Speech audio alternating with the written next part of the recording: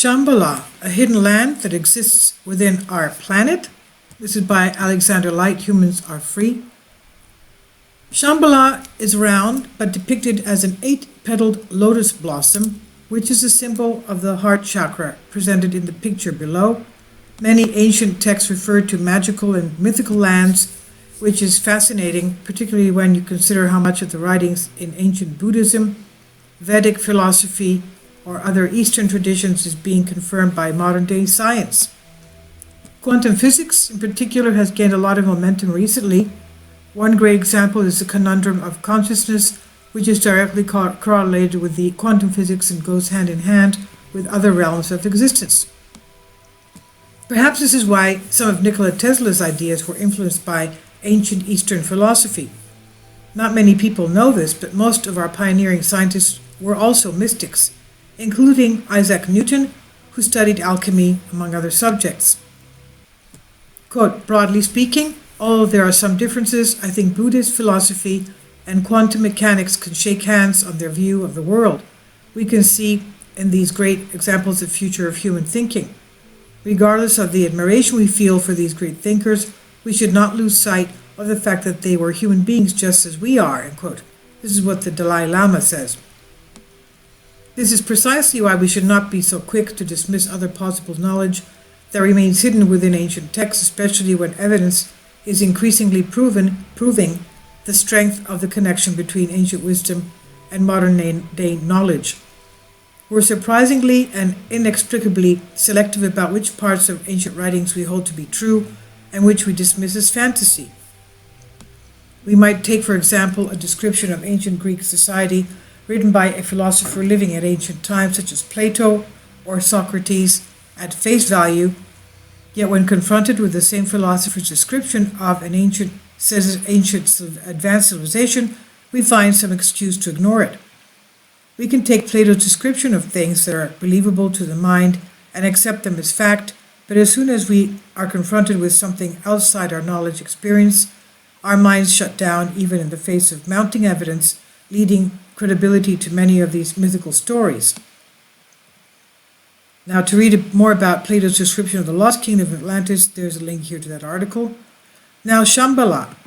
Several ancient texts from various traditions mention beings from another world, quote unquote, that exist within our own. One such world, referenced in Tibetan Buddhist and Hindu traditions, is Shambhala, which is a hidden kingdom within our own planet, a place which we do not understand and is difficult to find. But it's a spiritual place. According to the Dalai Lama at a speech he gave in 1985 during the Kala Chakra initiations, he said, quote, although those with special affiliation may actually be able to go there through their karmic connection, nevertheless it is not a physical place that we can actually find. We can only say that it is a pure land in the human realm, and unless one has the merit and the actual karmic association, one cannot actually arrive there, end quote. This closely resembles the descriptions of the spiritual principles that once guided Atlantis given by Plato and other scholars. According to Manly P. Hall, author, historian, and 33rd degree Mason, quote, before Atlantis sank, spiritually illuminated initiates who realized that their land was doomed because it had departed from the path of light withdrew from the ill-fated continent. Carrying with them the sacred and secret doctrine, these Atlanteans established themselves in Egypt, where they became its first divine rulers.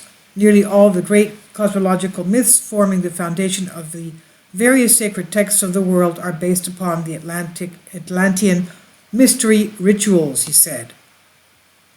And according to the modern theosophical tradition, quote, Shambhala, however, although no erudite Orientalist has yet succeeded in locating it geographically, is an actual land or distinct, the seat of the greatest brotherhood of spiritual adepts and their chiefs on earth today.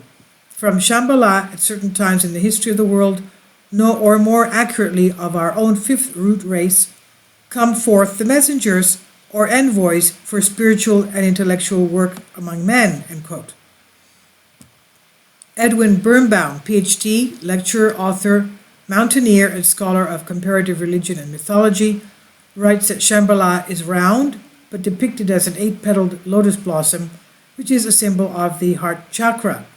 He also makes it clear in his book, The Way to Shambhala, that the way is not clear. Shambhala is a physical place existing within the human realm, but it's also a spiritual, even supernatural place, which also many believe exists within other dimensions. Michael Wood, a BBC journalist, based on his research, described it as a lost kingdom buried somewhere in the Himalayas, and writes about how the name Shambhala first appeared in a text known as the Kalachakra Tantra, or Wheel of Time teaching. This Kalachakra doctrine belongs to the highest level of Buddhist Mahayana teaching, he said. He writes that in Shambhala, the people live in peace and harmony and are faithful to the principles of Buddhists, and in this land, war, grief, and sorrow were completely unknown. According to Michael, one commentator on the Kalachakra Tantra puts it like this, quote, "The land of Shambhala lies in a valley. It is only approachable through a ring of snow peaks like the petals of lotus. At the center is a 9-storied crystal mountain which stands over a sacred lake, and a palace adorned with lapis, coral, gems, and pearls. Shambhala is a kingdom where humanity's wisdom is spared from the destructions and corruptions of time and history, ready to save the world in its hour of need," end quote. Now that's all, of course, hypothetical, okay? Now, the prophecy of Shambhala states that each of its 32 kings will rule for 100 years. As their reigns pass, conditions on the outside world will deteriorate. Men will become obsessed with conflict and pursue power for its own sake, and materialism will triumph over all spiritual life. Eventually, an evil tyrant will emerge to oppress the earth in a despotic reign of terror, but just when the world seems on the brink of total downfall and destruction, the mists will lift to reveal the icy mountains of Shambhala.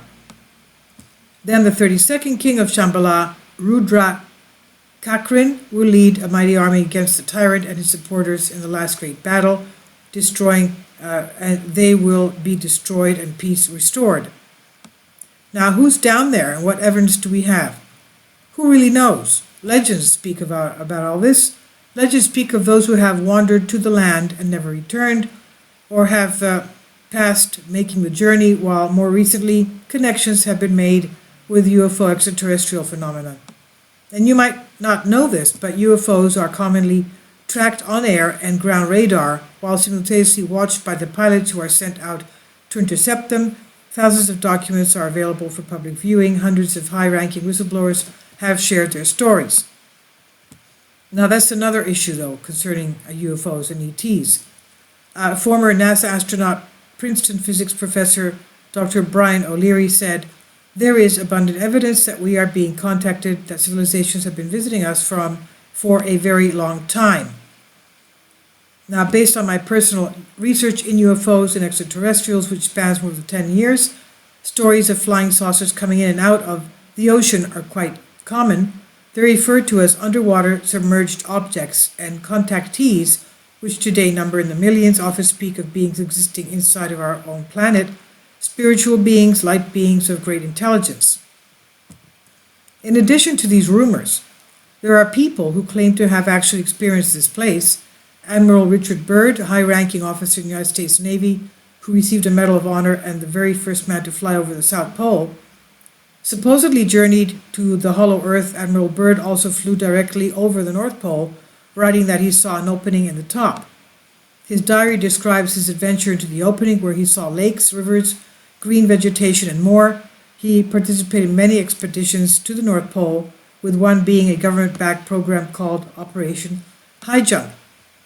Organized by Admiral Byrd, the primary goal was to establish an Antarctic research base. He claims to have been greeted by a flying machine, and this is when he first interacted with the beings that existed in a place that is known to many as Agartha. The beings told him they were concerned with the development of nuclear weapons and the overall well-being of the planet. Nicholas Roerich, 1874 to 1947, a well-known Russian explorer, also writes of Shambhala being located in the north. He traveled through Mongolia and China to the borders of Tibet, and says that during a conversation with a lama, He was told that the great Shambhala is far beyond the ocean. It is the mighty heavenly domain. It has nothing to do with our earth. Only in some places, he said, in the far north can you discern the resplendent rays of Shambhala. I'm wondering if he was referring to the northern lights. But anyway, I don't know, that's just my comment. Anyway, he claimed the entrance was deep in the high mountains, and the Lama also told Rorik, quote, Shambhala is ever vigilant in the cause of mankind. He sees all the events of earth in his magic mirror, and the might of his thought penetrates into far-off lands. Unaccountable are the inhabitants of Shambhala. Numerous are the splendid new forces and the achievements which are being prepared there for humanity, end quote. So based on my research, if there is an entrance, it's in Antarctica or deep within several mountain ranges, including the Himalayas, and one common theme about Shambhala is that its secrets are well guarded and cannot be reached unless one is called there. Now, publication giving description in his book, Edwin Birnbaum, a few others link that he can get you started getting to know about Shambhala.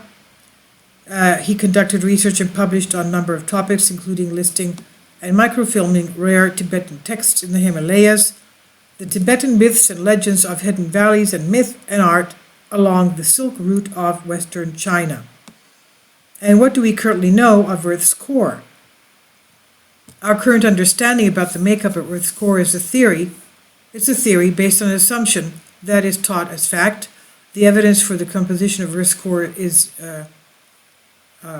decent, however indirect. We have no means for directly sampling, of course, the interior of the Earth.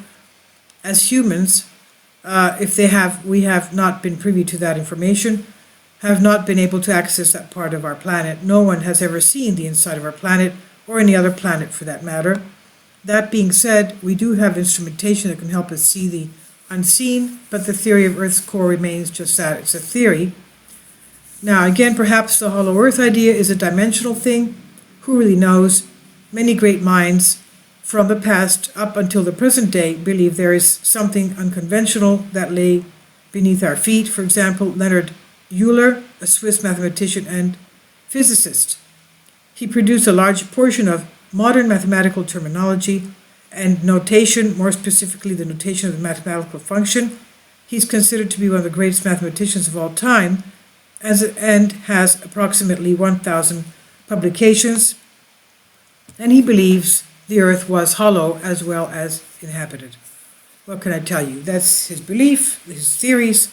All this, of course, is hypothesis and mythology. This is reference to collective evolution, and it's on Humans Are Free by Alexander Light.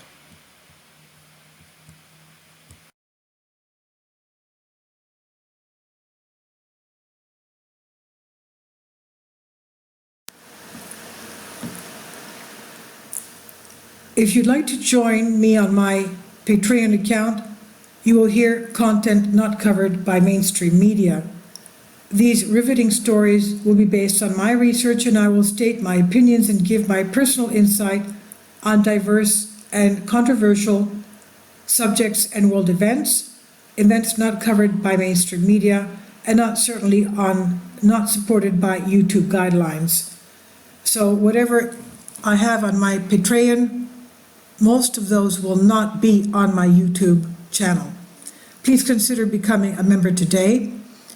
More of the most significant and important videos will be on my Patreon channel. Your support helps me to continue my research and keeps this YouTube channel alive.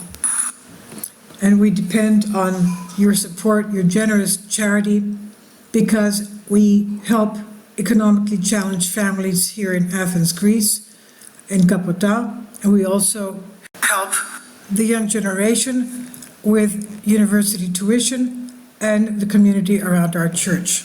Thank you.